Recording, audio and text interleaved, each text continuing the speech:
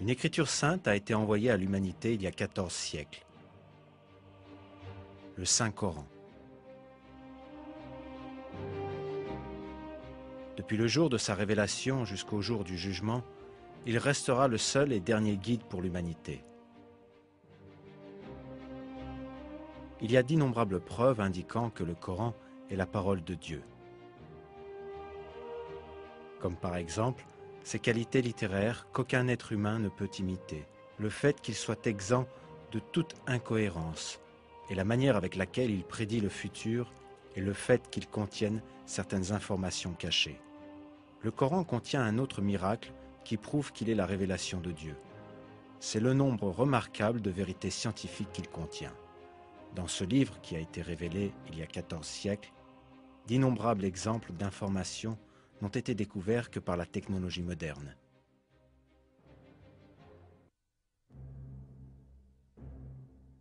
Les hommes de cette époque étaient dépourvus de science.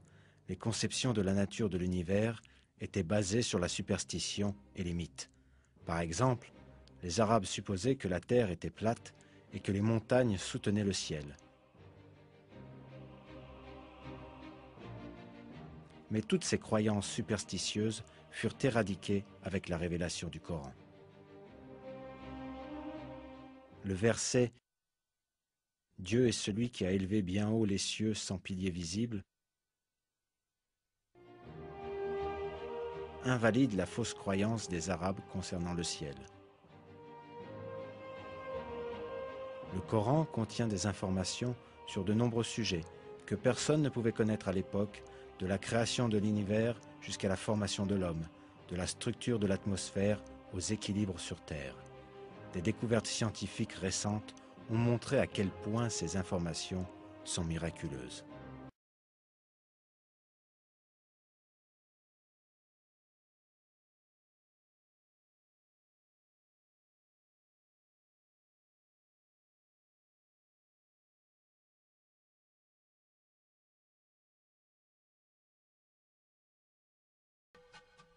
Au début du XXe siècle, le point de vue prédominant à travers le monde était que l'univers était infini. Selon ce point de vue, connu sous le nom de modèle d'univers statique, l'univers n'a pas de fin ni de commencement.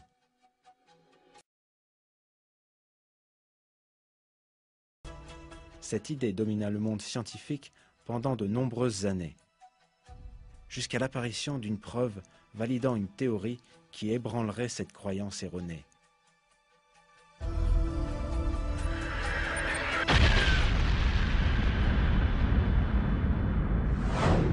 La théorie du Big Bang.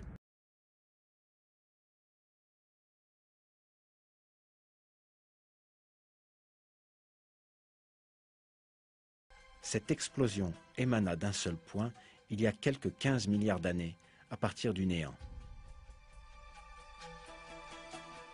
L'univers entier, ainsi que les dimensions de l'espace et du temps, apparurent suite à cette explosion.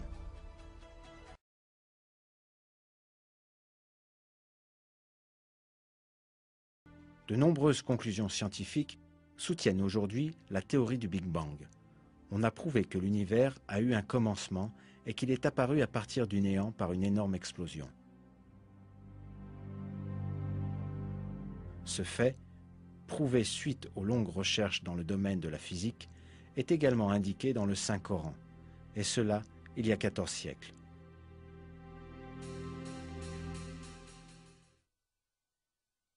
Créateur de cieux et de la terre à partir du néant.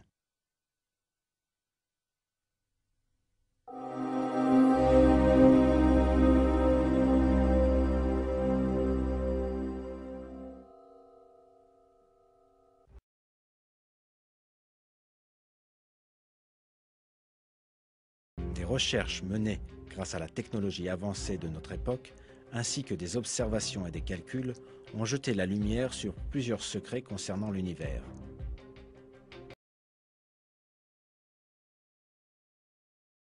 Un de ces secrets est qu'il s'étend constamment. Cette idée d'expansion fut proposée pour la première fois au début du XXe siècle. Le physicien russe Alexander Friedmann et le cosmologiste belge Georges Lemaître, calculèrent théoriquement que l'univers est en mouvement permanent et qu'il s'étend.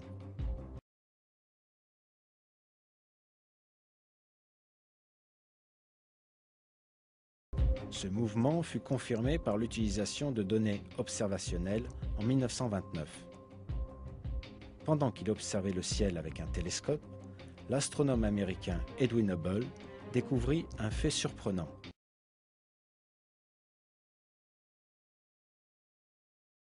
Les étoiles et les galaxies s'éloignaient constamment les unes des autres. Cette découverte est considérée comme une des plus importantes dans l'histoire de l'astronomie. Un univers où toutes les choses s'éloignent constamment les unes des autres implique un univers en expansion constante.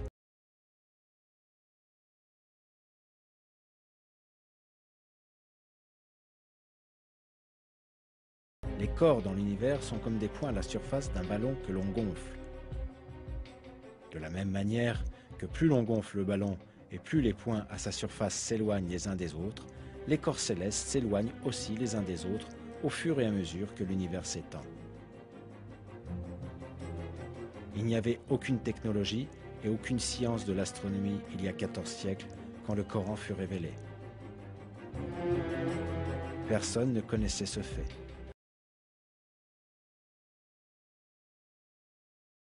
Pourtant, des versets énoncent clairement que l'univers est en expansion.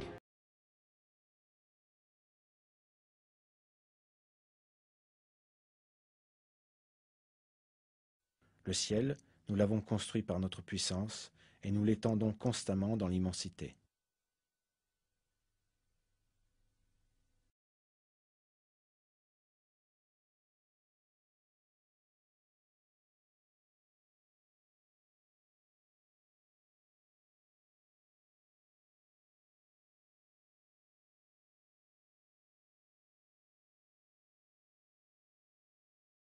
Le corps humain.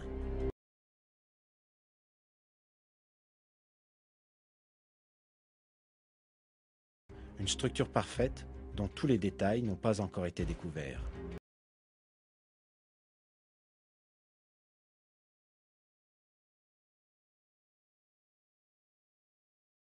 Les scientifiques engagés dans la recherche, en utilisant des technologies avancées, ont obtenu des résultats étonnants concernant le corps humain.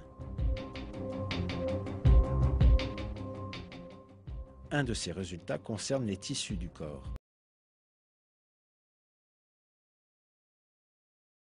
Les tissus vivants contiennent 26 éléments différents. 6 d'entre eux sont les plus communs. Le carbone, l'hydrogène, l'oxygène, l'azote, le phosphore et le soufre. Ces éléments fondamentaux représentent 95% du contenu de ces tissus. C'est une preuve scientifique importante de l'information révélée dans le Coran, la création de l'homme à partir d'argile. Car les briques de base qui composent pratiquement tout le corps humain sont présentes dans le sol sous forme libre ou composée. Le premier être humain a été créé par Dieu en façonnant de l'argile sous une forme humaine et en lui insufflant une âme. Cet événement miraculeux est décrit ainsi dans le Coran.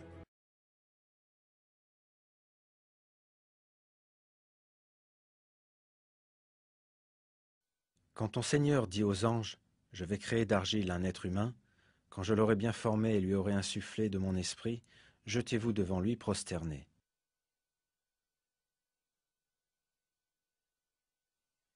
Dans un autre verset, Dieu nous dit « Nous avons certes créé l'homme d'un extrait d'argile. »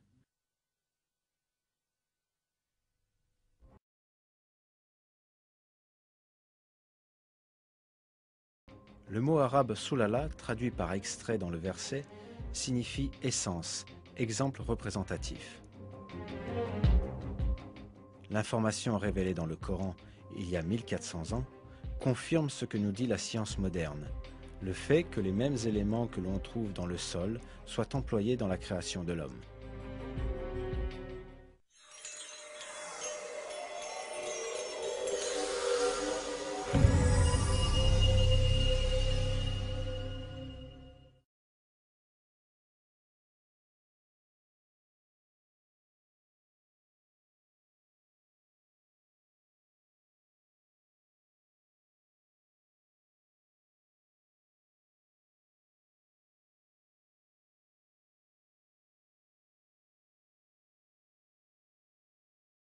considérons maintenant tous les êtres humains qui ont vécu jusqu'à maintenant et ceux qui vivent aujourd'hui.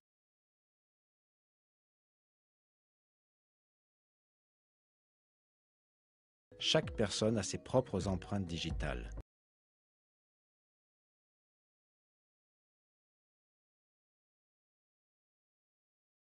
Même les vrais jumeaux qui partagent les mêmes séquences d'ADN.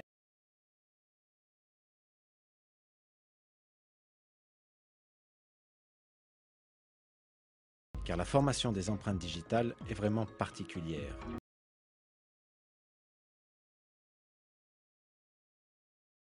Les empreintes digitales atteignent leur forme finale avant la naissance, et elles resteront les mêmes pendant toute la vie, à moins qu'une cicatrice permanente n'apparaisse.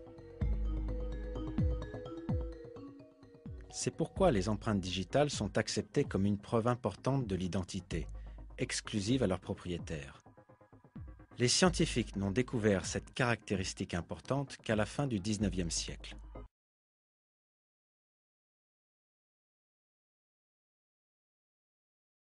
Cependant, dans le Coran, Dieu met en évidence les empreintes digitales, ce qui n'a attiré l'attention de personne à l'époque, et insiste sur leur importance.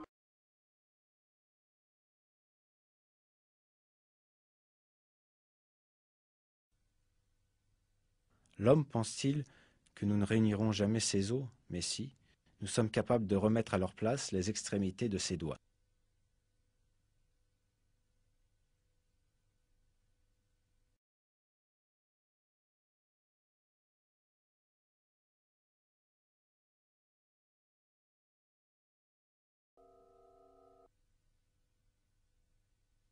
Il a créé les cieux et la terre en toute vérité. Il enroule la nuit sur le jour et enroule le jour sur la nuit.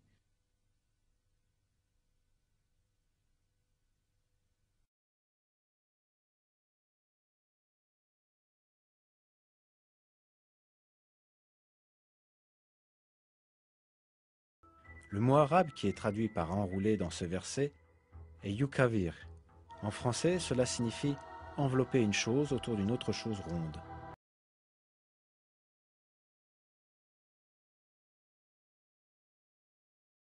L'information donnée dans le verset concernant le jour et la nuit qui s'enroulent l'un sur l'autre inclut des données précises sur la forme du monde. Cela ne peut être vrai que si la Terre est ronde.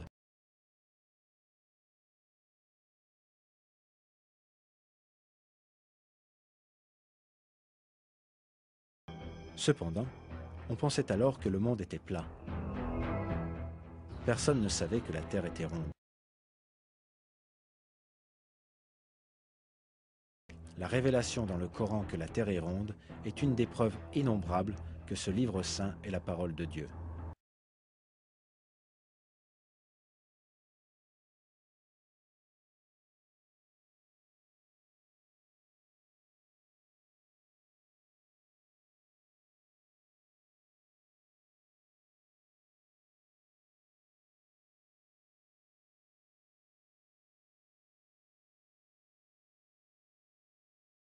Un verset dans le Coran attire l'attention sur une caractéristique très importante des montagnes, la fonction de prévention des chocs dans la terre. Et nous avons placé des montagnes fermes dans la terre afin qu'elles ne s'ébranlent pas en les entraînant.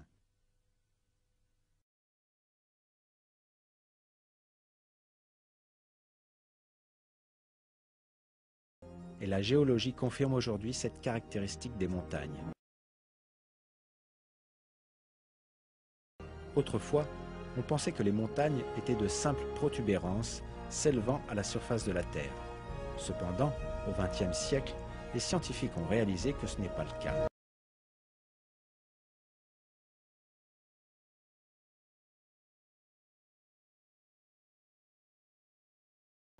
Les parties connues comme étant les racines des montagnes s'étendent aussi profondément que 10 à 15 fois leur propre hauteur. Par exemple, le mont Everest, dont le sommet culmine à environ 9 km au-dessus de la surface de la Terre, possède une racine profonde de plus de 125 km.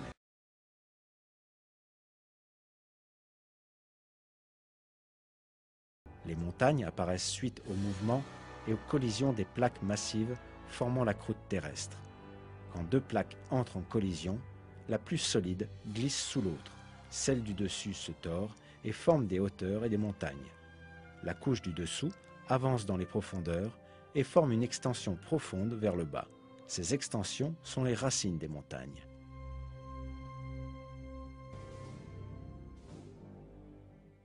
Grâce à leurs racines, les montagnes fixent la croûte terrestre. Par conséquent, elles empêchent tout glissement sur la couche de magma ou parmi les couches elles-mêmes, et elles empêchent également de grandes secousses terrestres.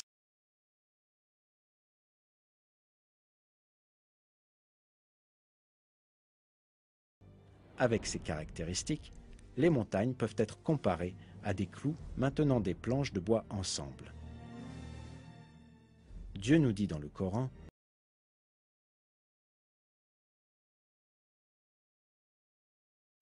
« N'avons-nous pas fait de la terre une couche et placé les montagnes comme des piquets ?»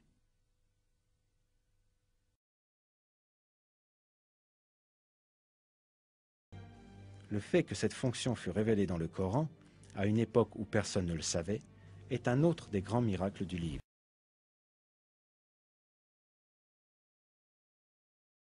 S'il n'y avait pas l'effet fixant des montagnes, le sol ne tiendrait pas à la surface de la terre, l'eau ne s'accumulerait pas dans le sol, aucune plante ne pousserait.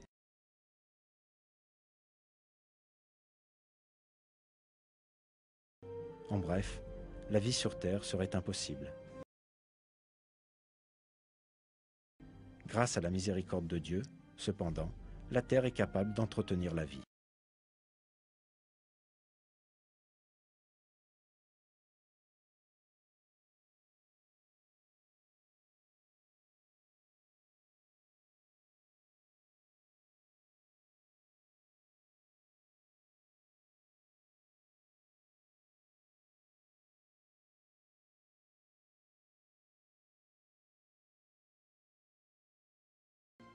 Le sperme voyage dans le corps de la mère jusqu'à ce qu'il atteigne l'ovule.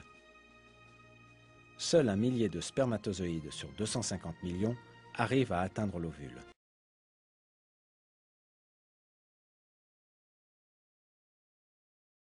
À la fin de cette course de 5 minutes, l'ovule, de la moitié d'un grain de sel, ne laissera entrer qu'un seul des spermatozoïdes. Cependant, cette découverte qui a été effectuée à notre propre époque révèle quelque chose qui était auparavant inconnu, à savoir que la substance de l'homme ne provient du sperme en entier, mais que d'une petite partie. Cela est expliqué dans le Coran de la façon suivante.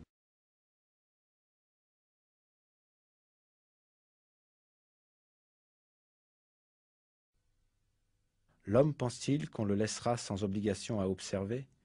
N'était-il pas une goutte de sperme éjaculée?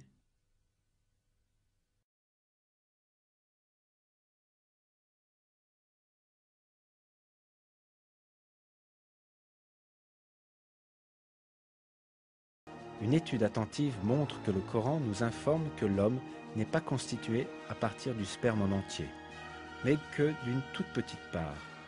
C'est aussi ce que dit la science moderne.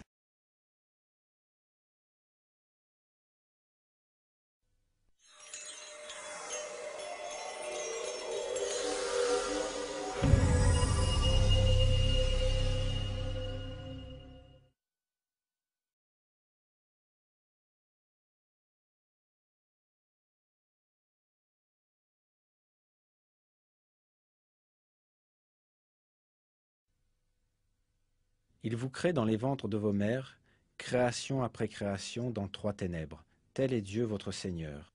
À lui appartient toute la royauté, point de divinité à part lui. Comment pouvez-vous vous détourner de son culte?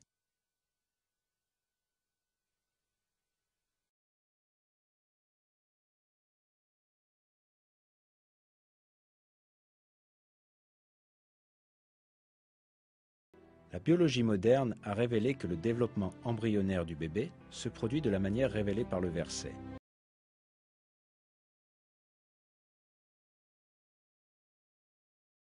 L'expression 3 ténèbres indique que 3 régions sont impliquées dans le développement de l'embryon.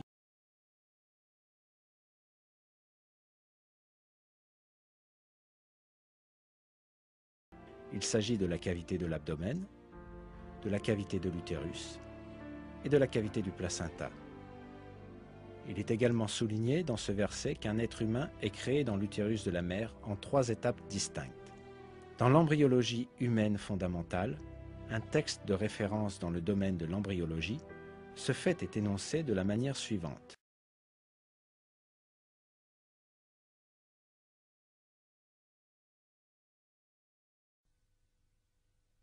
La vie dans l'utérus se déroule en 3 étapes. Préembryonnaire, les 2 premières semaines et demie. Embryonnaire, jusqu'à la fin de la 8e semaine. Et fétale, à partir de la 8e semaine jusqu'à l'accouchement.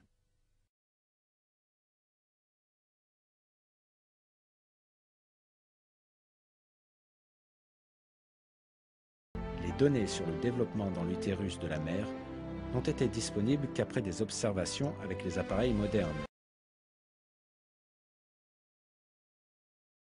Pourtant, comme bien d'autres faits scientifiques, de façon miraculeuse, Dieu attire notre attention sur ces éléments dans les versets du Coran. Le fait que des données aussi détaillées et précises aient été données dans le Coran, à une époque où les gens n'avaient que très peu d'informations sur les sujets médicaux, est une preuve claire que le Coran est la parole de Dieu.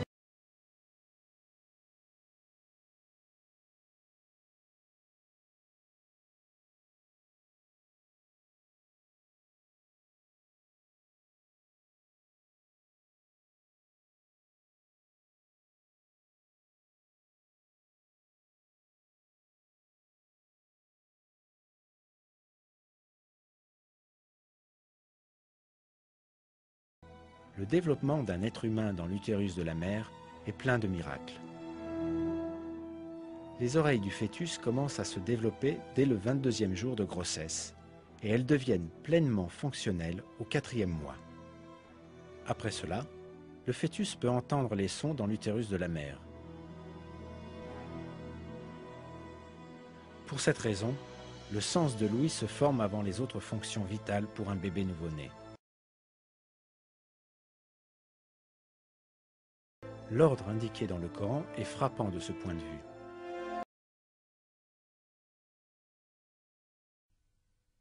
Et c'est Dieu qui a créé pour vous l'ouïe, la vue et l'intelligence, mais vous en êtes rarement reconnaissant.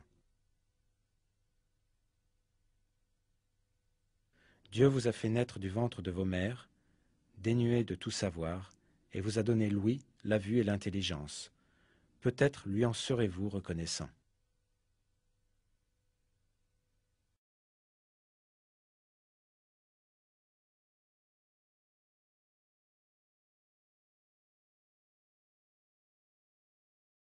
Une étude attentive montre que les sens auxquels Dieu fait référence dans le Coran sont toujours mentionnés dans un ordre particulier. L'ouïe, la vue et l'intelligence. C'est exactement le même ordre suivi par le développement des sens d'un bébé.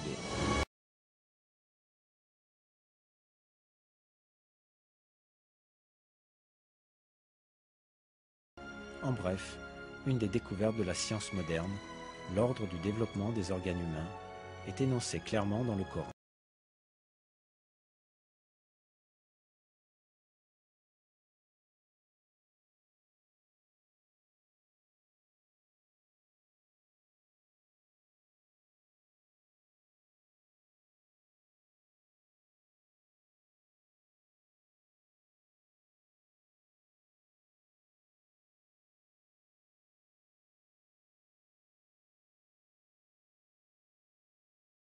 Le Coran met un accent particulier sur un élément, le fer. Dans la sourate Al-Hadid, signifiant le fer, on apprend ce qui suit.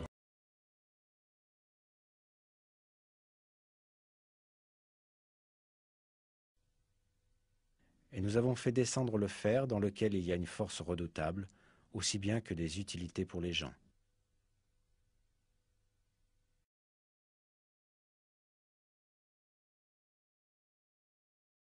On peut penser que le mot « azalna », traduit par « nous avons fait descendre » et utilisé pour le fer dans le verset, puisse avoir un sens métaphorique, pour expliquer que le fer a été accordé pour le bénéfice des hommes. Mais quand on prend en considération la signification littérale du mot, on réalise que ce verset implique un miracle scientifique très significatif. Cette signification est faire descendre physiquement du ciel, comme dans le cas de la pluie et des rayons du soleil. Les découvertes astronomiques modernes ont révélé que le fer que l'on trouve dans notre monde est venu d'étoiles géantes dans l'espace. Le fer sur Terre, mais aussi le fer dans le système solaire en entier, viennent de l'espace, puisque la température du Soleil est inadéquate pour la formation du fer. Le fer ne peut être produit que dans des étoiles plus grosses que le Soleil, où la température atteint quelques centaines de millions de degrés.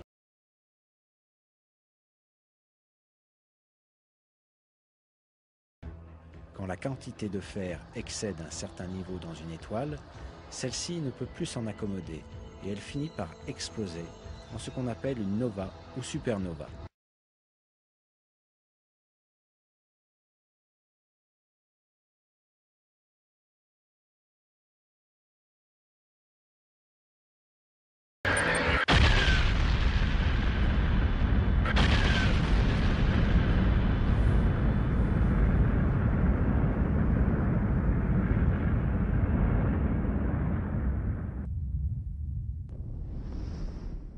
Ces explosions permettent la dispersion du fer dans l'espace.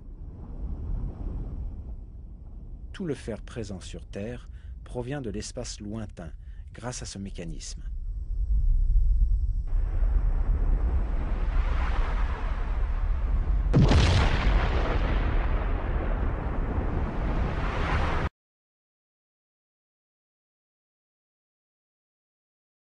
En d'autres mots, le fer est descendu sur Terre, comme nous l'apprend le verset. Il est clair que cette information n'a pas pu être établie au 7e siècle, quand le Coran fut révélé.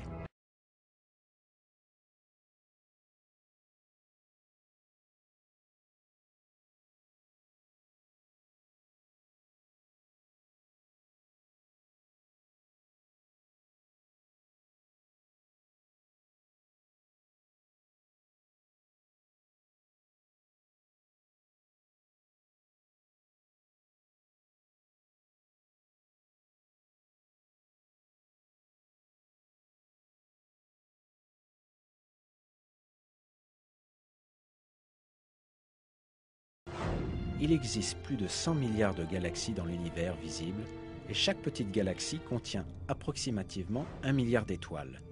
De plus, chaque grande galaxie en contient plus d'1 trillion. Beaucoup de ces étoiles possèdent des planètes et un grand nombre de ces planètes possèdent des satellites. Tous ces corps célestes suivent des chemins et des orbites très finement calculés depuis des millions d'années. Les étoiles, les planètes et les satellites tournent tous autour de leur propre axe, et ils tournent également avec le système duquel ils font partie.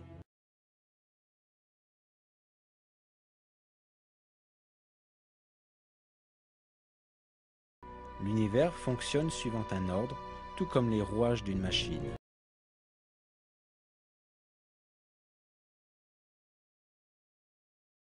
Le mouvement des corps célestes dans leurs orbites est basé sur un réglage très fin, à tel point que la moindre déviation dans leur chemin peut avoir des conséquences drastiques qui peuvent sonner la fin du système complet.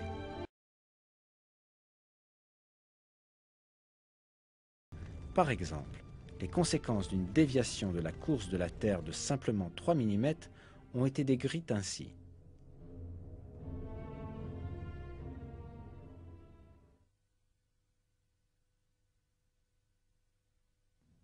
En effectuant sa rotation autour du Soleil, la Terre suit une orbite bien précise, de manière à ce que tous les 30 km environ, elle ne dévie que de 2,8 mm. L'orbite que suit la Terre ne change jamais, car même une déviation de 3 mm seulement provoquerait des désastres. Si la déviation était de 2,5 mm au lieu de 2,8 mm, alors son orbite serait plus élevée et nous serions tous gelés. Si la déviation était de 3,1 mm, on brûlerait.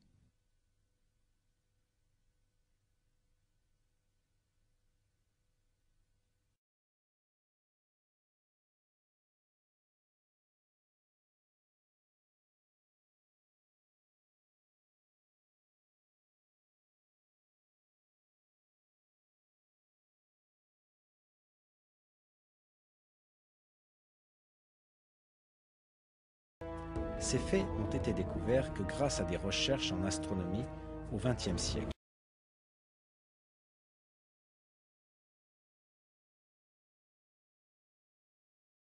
Pourtant, il a été révélé 14 siècles auparavant dans le Coran que les corps célestes tournent dans des orbites très précisément réglées.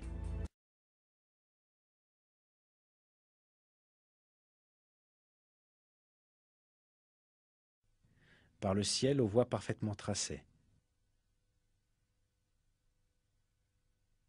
Dans un autre verset, nous apprenons ce qui suit. Et c'est lui qui a créé la nuit et le jour, le soleil et la lune, chacun voguant dans une orbite.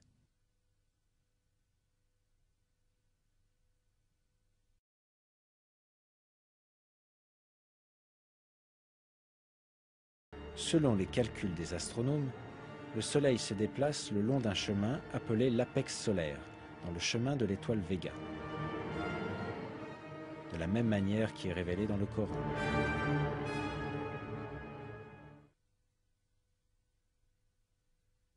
Et le soleil court vers un gîte qui lui est assigné.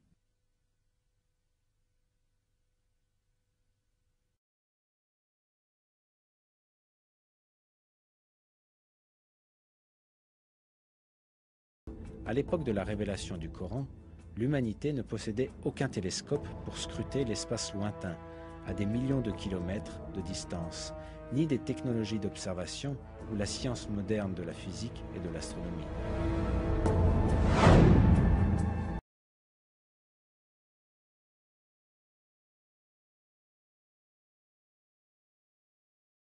Par conséquent, il était impossible à cette époque de déterminer scientifiquement que l'espace était équipé de voies parfaitement tracées. Cependant, ce fait est énoncé clairement dans le Coran, lequel est descendu à cette époque-là, car le Coran est la parole de Dieu.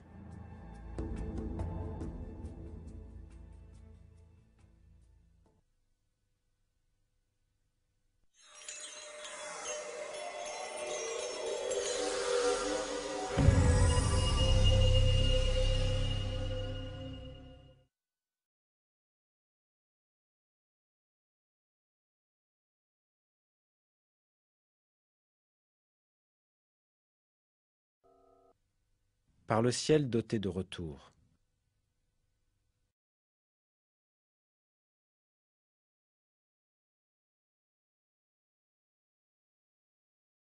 Le mot raj, traduit par retour dans le verset, exprime aussi la notion de renvoi. Cela montre un fait scientifique important. L'atmosphère entourant la Terre est composée de plusieurs couches.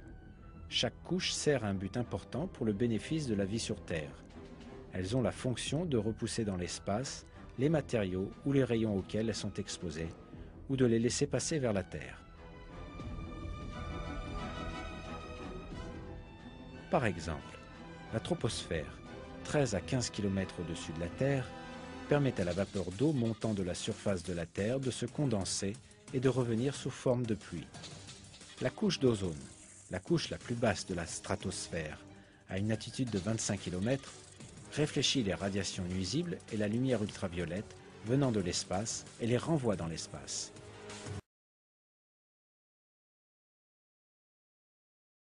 L'ionosphère réfléchit les ondes radio émises depuis la Terre vers d'autres parties du globe comme un satellite de communication passif. Ainsi, elle rend possible les communications sans fil, les émissions de radio et de télévision sur de longues distances.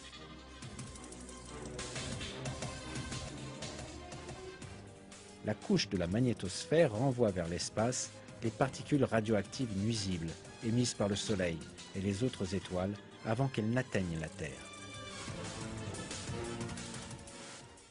Le fait que cette propriété des couches de l'atmosphère, qui n'a été démontrée que récemment, fut annoncée il y a des siècles de ça dans le Coran, confirme une fois de plus que le Coran est la parole de Dieu.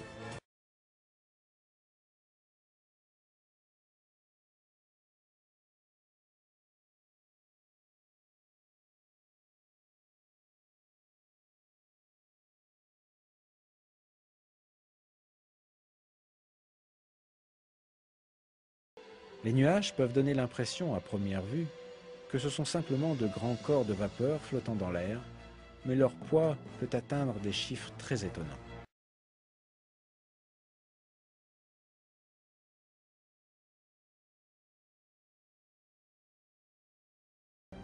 Par exemple, un cumulonimbus, connu comme le nuage d'orage, peut contenir jusqu'à 300 000 tonnes d'eau.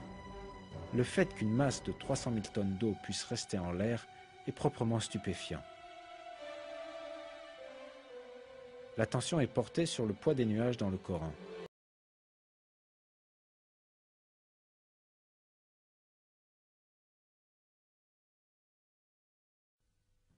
C'est lui qui envoie les vents comme une annonce de sa miséricorde. Puis, lorsqu'il transporte une nuée lourde, nous la dirigeons vers un pays mort de sécheresse, puis nous en faisons descendre l'eau, ensuite nous en faisons sortir toute espèce de fruits.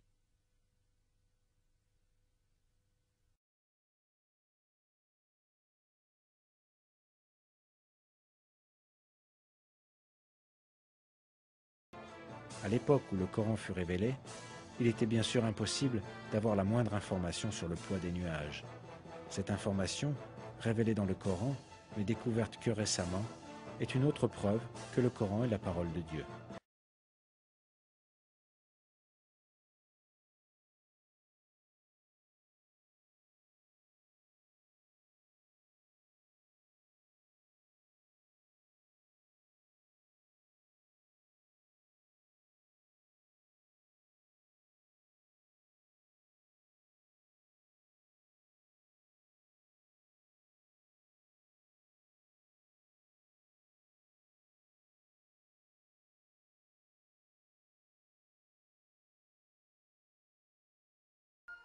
Dans les colonies d'abeilles où chaque abeille est affectée à une tâche spécifique, la seule exception concerne l'abeille mâle. Les mâles ne contribuent pas au nettoyage de la ruche, à la collecte de nourriture ou à la fabrication des rayons et du miel. La seule fonction des abeilles mâles dans la ruche est d'inséminer la reine. Les mâles ne possèdent pratiquement aucune des caractéristiques que possèdent les autres abeilles. Les abeilles ouvrières ont la responsabilité de toute la colonie. Elles ont plusieurs tâches: nettoyer la ruche, s'occuper des larves et des jeunes, nourrir les autres abeilles, rassembler des provisions comme le nectar, le pollen, l'eau et la résine, et les stocker dans la ruche. Bien que ce soient des femelles comme la reine, leurs ovaires ne sont pas matures. Cela les rend stériles. Les caractéristiques de ces créatures sont décrites dans la sourate An-Nahl du Coran, qui signifie l'abeille.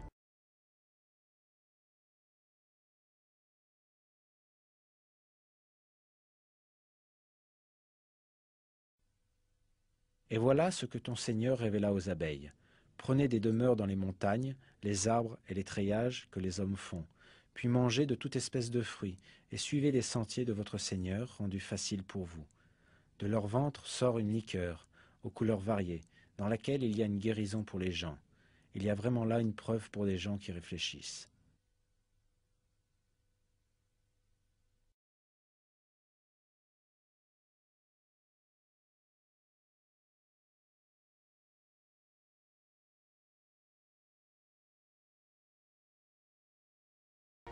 Ce verset contient un secret important qui ne peut être compris que grâce à la grammaire arabe. En arabe, il existe deux usages différents pour les verbes. En fonction de l'usage, il est possible de déterminer si le sujet est une femelle ou un mâle. En fait, les verbes utilisés pour les abeilles dans le verset sont utilisés avec le format des verbes au féminin. À travers cela, le Coran indique que les abeilles qui œuvrent à la construction du miel sont les femelles. On ne doit pas oublier que le sexe des insectes ne peut se révéler que par les observations biologiques modernes. Le fait que les ouvriers sont tous des femelles n'a été établi qu'à notre époque. Pourtant, Dieu montre un autre miracle du Coran en attirant notre attention sur ce fait dans les versets.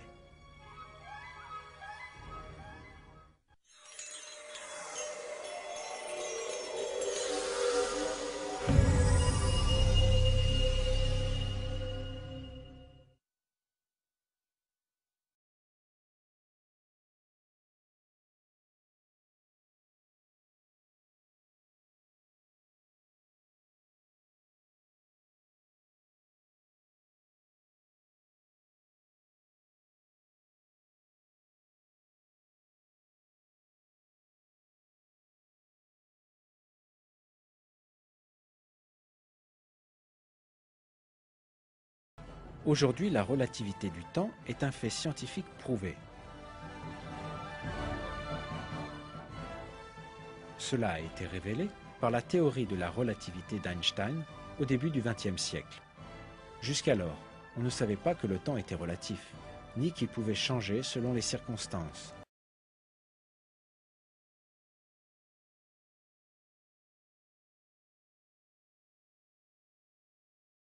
Pourtant, le célèbre scientifique Albert Einstein prouva ce fait en montrant que le temps est dépendant de la masse et de la vitesse.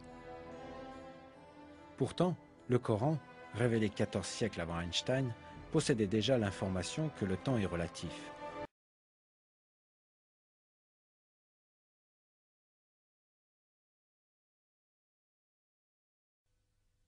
Cependant, un jour auprès de ton Seigneur équivaut à 1000 ans de ce que vous comptez.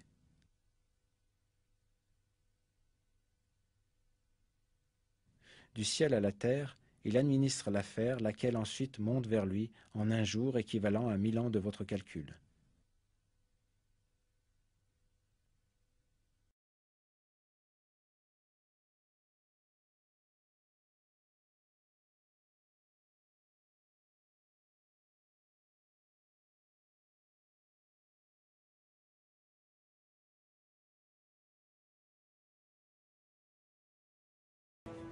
On estime qu'en une seconde, approximativement 16 millions de tonnes d'eau s'évaporent de la Terre. Ce chiffre s'élève à 505 trillions de tonnes d'eau en une année. Ce chiffre est égal à la quantité de pluie qui tombe sur la Terre en un an, et cette quantité est identique chaque année. Par conséquent, l'eau circule continuellement selon un cycle équilibré, selon une mesure. Cependant, cette mesure délicate, déterminée seulement grâce aux moyens de la technologie moderne, fut révélée miraculeusement dans le Coran.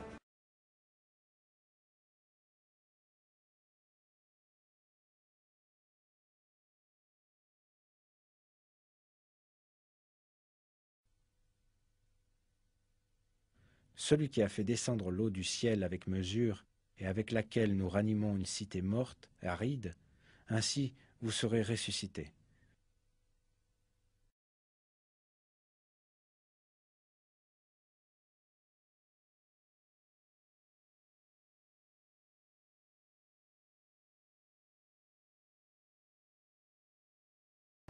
La vie sur Terre dépend de ce cycle de l'eau. Même une déviation mineure dans cet équilibre aboutira rapidement à un déséquilibre écologique qui rendra la Terre impropre pour la vie.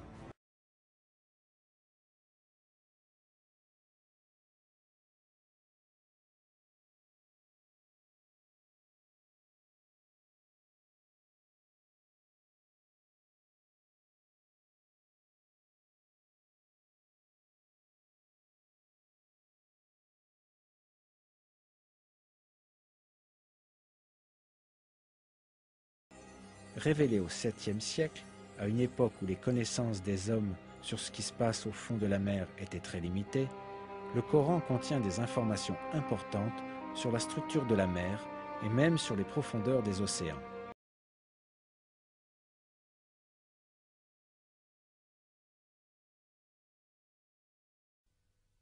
Il a donné libre cours aux deux mers pour se rencontrer, et il y a entre elles une barrière qu'elles ne dépassent pas.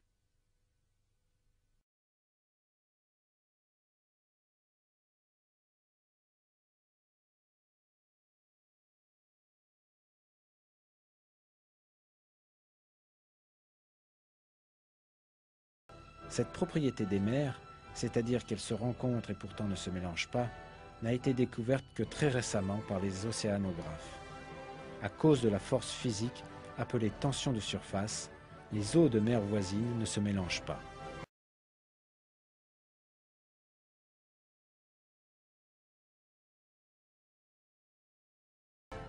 C'est un autre miracle que, au cours d'une période où les connaissances en physique ou en océanographie étaient très réduites, et la tension de surface inconnue, cette vérité fut révélée dans le Coran.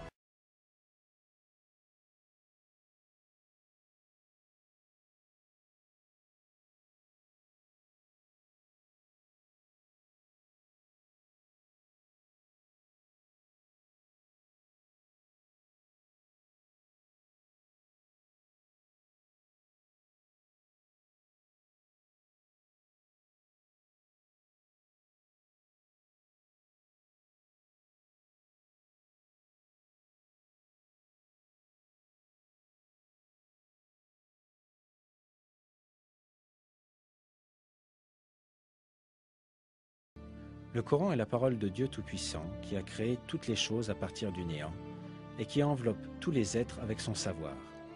C'est pour ces raisons que ces faits qui n'ont été découverts par la science que très récemment apparaissent dans le Coran, envoyé il y a 1400 ans. Dans un verset, Dieu révèle cela à propos du Coran.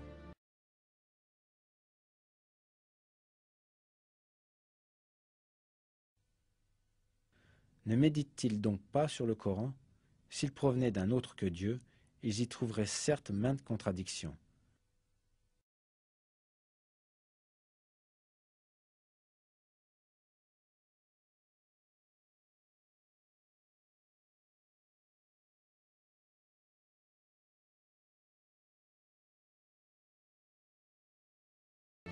Il n'y a aucune contradiction dans le Coran.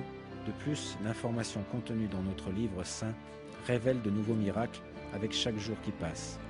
L'être humain doit s'accrocher fermement à ce livre divin révélé par Dieu, et il doit le recevoir avec un cœur ouvert, comme son seul et unique guide dans la vie.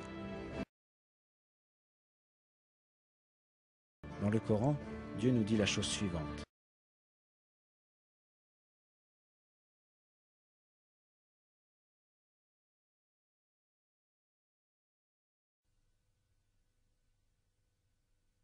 Et voici un livre béni que nous avons fait descendre. Suivez le don et soyez pieux afin de recevoir la miséricorde.